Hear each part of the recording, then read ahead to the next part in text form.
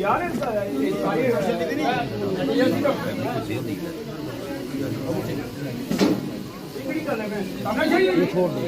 जरूरत पड़ेगी तो कोई डॉक्टर साहब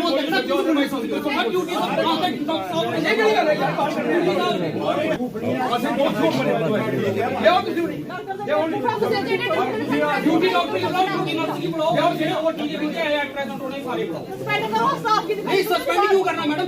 अगर साड़ी है अस करने अगर सस्पेंड अगर उनकी गलती है सस्पेंड करने ना कुछ नहीं होना है उनका लाइसेंस कैंसिल करवाई चुका मैं लाइसेंस तक कोई ये गल मारे हो जरा गरीब बंदा है नहीं बोल सकता कुछ भी क्या गल करो मारे सब ध्यान करना बैठा बदनाम कर दिया हॉस्पिटल में टेंशन करने वाले टेंशन मैटर से कोई मैटर नहीं है अगर उधर का कोई मैटर नहीं सर आज मैं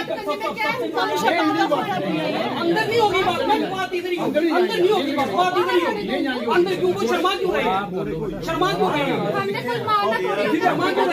जी तो बोला ने सवेरे हाली अर्ली मॉर्निंग वाली 5 घंटे या 12 क्या दे रहा करो बेई गल करो 11 बजे ये करनी है लेकिन बाहर जाकर गाने तो बेई गल है फिर माई के डॉक्टर ने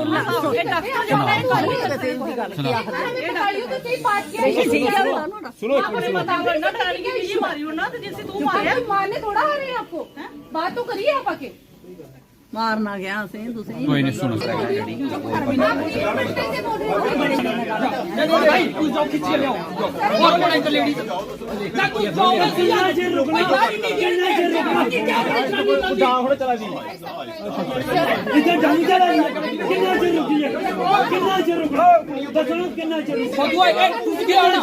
बच्चा पकड़ाओ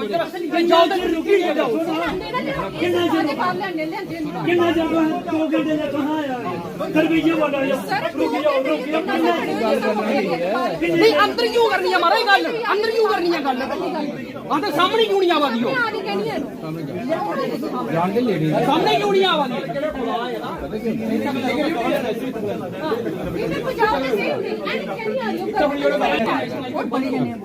नहीं आप ये चाहते हैं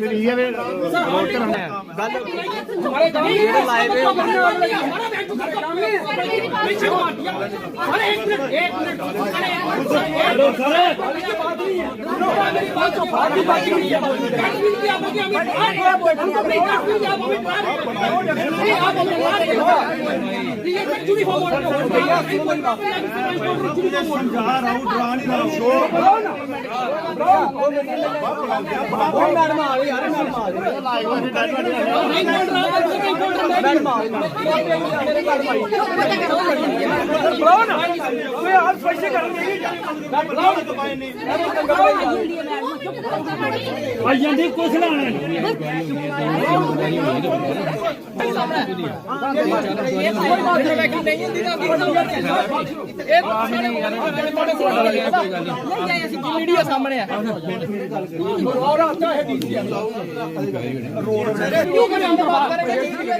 हम अंदर बात क्यों करें हम अंदर बात सारी मीडिया यहाँ पे शांति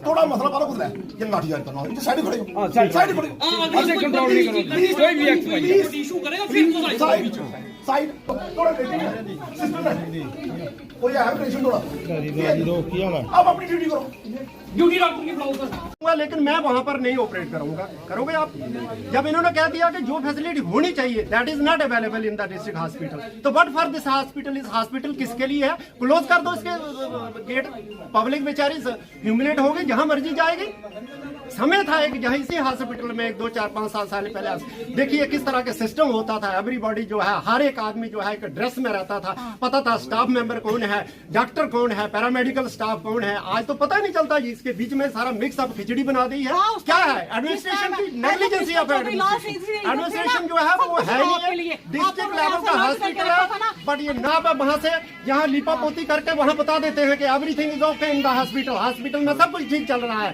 बट ऑन द ग्राउंड कुछ भी नहीं है। मैं आपको ये कहना चाहता हूँ कि जहाँ ऐसा आदमी होना चाहिए शहर का जो लोगों की भलाई का काम करे।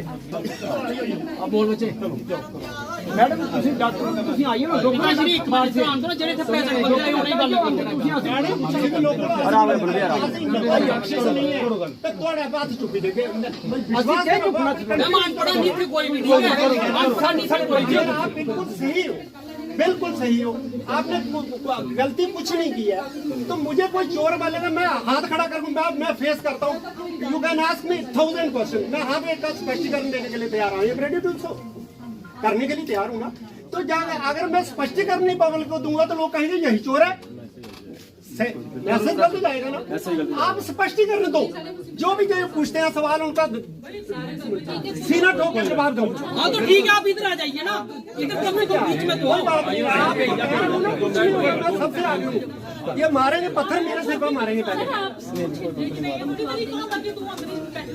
आपकी ड्यूटी पर थी उस समय ये सुपरडेंट है आप सुपरडेंट है तो बात करिए आप ये रिस्पॉन्सिबिलिटी है आप दोनों आ रहे हैं हाँ बात करो जवाब दो आप बोलो क्या क्या हुआ मैम?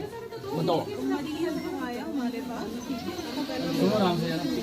उसने कहा कि हमें दर्द लगी है, ठीक है, उसके लिए हमने उसका अल्ट्रासाउंड कराया। अल्ट्रासाउंड में जो हुआ मरीज के बच्चे को ब्रेन में ऑक्सीजन जो थी वो कम जा रही थी, वो अल्ट्रासाउंड पे आया हुआ है।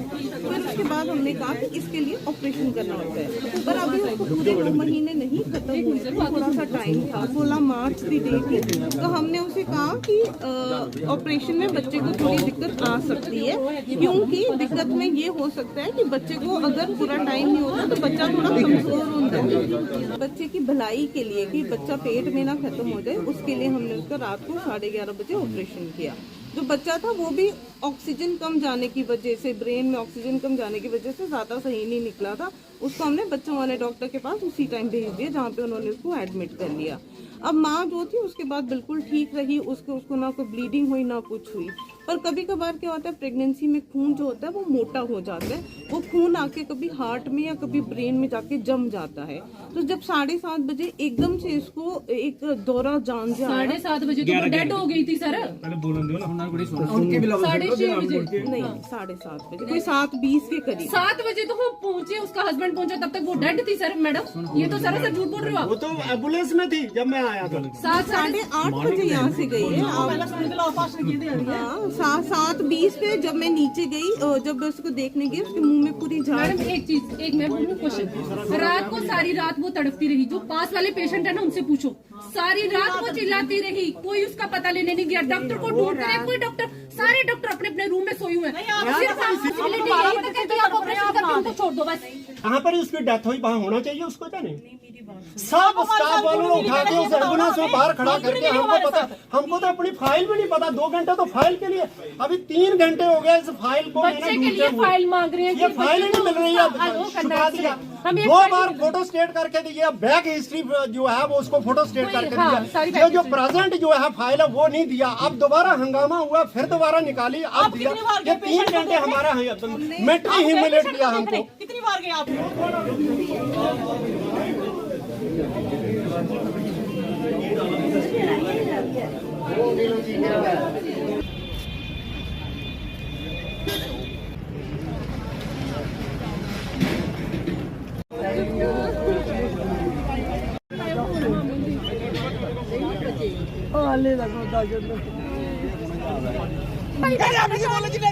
पता नहीं है पैसे कुछ यार हूं ये करना बोला कोई नहीं जाए तबास की छड़ करना जाएगी ना सारा थोड़ी चाहिए जान होते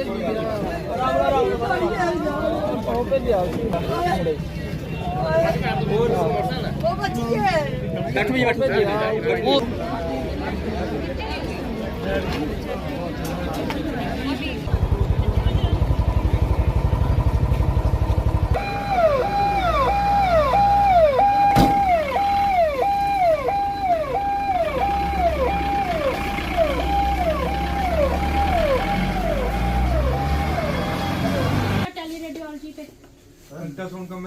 पेशेंट आरती नाम था उनका पंधराड़ के रहने वाले हैं। उनकी सुबह डेथ हुई है 7:30 बजे, 7:20 पे। तो शाम को सिजेरियन हुआ था इधर 12 बजे रात को। उसके बाद ठीक थे वो बिल्कुल, तो एकदम से उनको एम्बोलिज्म हुआ है, पल्मोनरी एम्बोलिज्म। उसकी वजह से उनको एकदम से कार्डिक अरेस्ट हुआ और डेथ हो गई उनकी।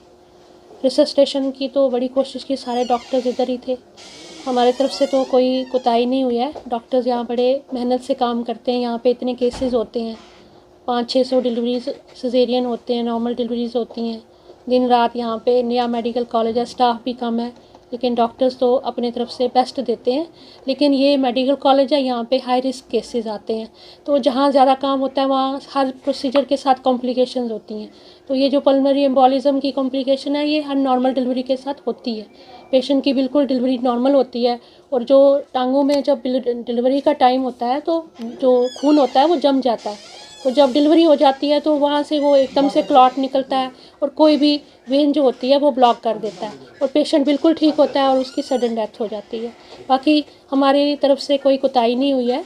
डॉक्टर्स यहाँ पे बड़ी मेहनत से काम करते हैं। परिजन है महिला को, उनका कहना है कि समय पर अगर रेफर कर दिया होता, जिस तरह से उन्होंने बार बार कहा है, तो जो है उनका मरीज जो बच जाता। किस तरह देखते हैं और आगे किस तरह इसकी जांच की जाएगी? परिजनों ने इंसाफ की मांग की है, किस तरह देखते हैं? जी, मुझे बड़ा दुख है। मेरे तो सुबह से ही बहुत परेशान हूँ। जो पेशेंट की डेथ होती है, उनकी फैमिली का जो लॉस है वो हम नहीं पूरा कर सकते, वो पूरी ज़िंदगी का लॉस होता है उस फैमिली के लिए।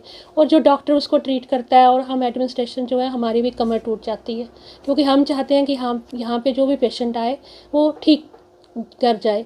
तो अभी जो पेशेंट्स उनके अटेंडेंट्स कह रहे थे, उनकी हर बात जायज़ है, और मुझे बहुत दुख है। मैं माफ़ी मांगती हूँ उनसे कि हमारे हॉस्पिटल में उनकी एक कीमती जान चली गई, लेकिन इसमें हमारा कोई कसूर नहीं है। पेशेंट जब वो रेफ़र के लिए बोल रहे थे, उस टाइम वो बच्चे को इंट्रा यूट्राइन ग्रोथ रिटार्डेशन थी, बच्चा कमज़ोर था, तो डॉक्टर साहब ने बोला था कि बच्चे के लिए आपको जम्मू जाना पड़ेगा। मदर उस टाइम बिल्कुल ठीक थी, उनको कोई हिस्ट्री नहीं है ब्लड प्रेशर की, कोई कॉम्प्लिकेशन थी नहीं, उनको बिल्कुल नॉर्मल थे।